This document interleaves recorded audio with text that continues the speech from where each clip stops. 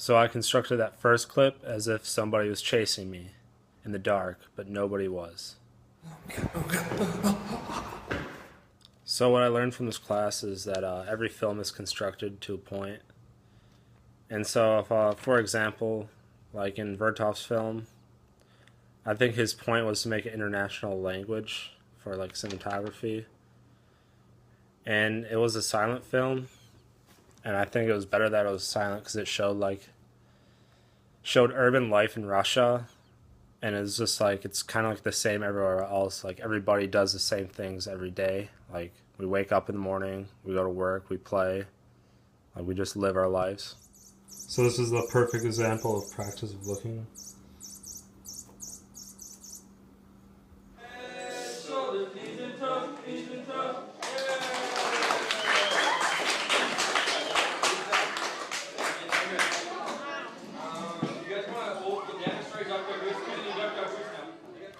So that last clip was when I was in Thailand, and I don't know. I just thought about when I was in Thailand and Oruk's film, and kind of how like we as Americans kind of had like that same view over there.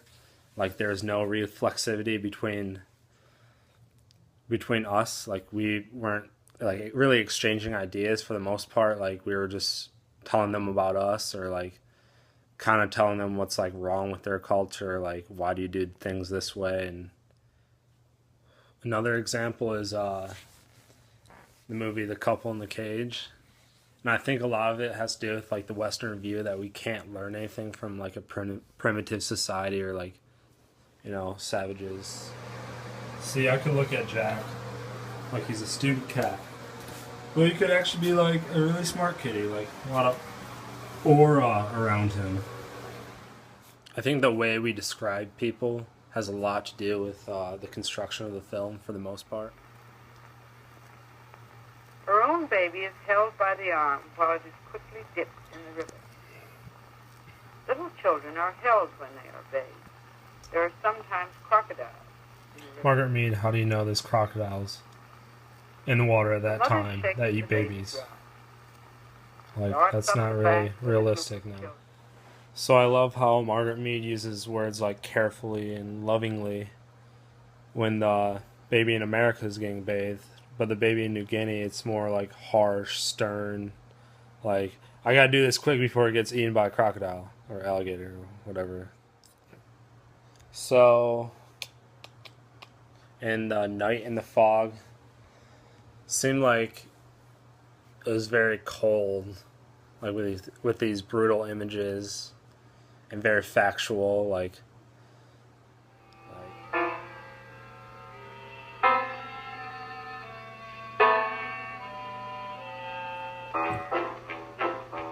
Inutile de décrire ce qui se passait dans ces cages. Ces cages calculées pour qu'on ne puisse tenir ni debout ni couché, des hommes, des femmes y furent suppliciés consciencieusement. So I think that scene where he says it's useless to describe what happened in those cages best represents the film as a whole, because it is useless to describe what happened in the Holocaust. It's useless to put ourselves in their shoes. Like, we can't rationalize this.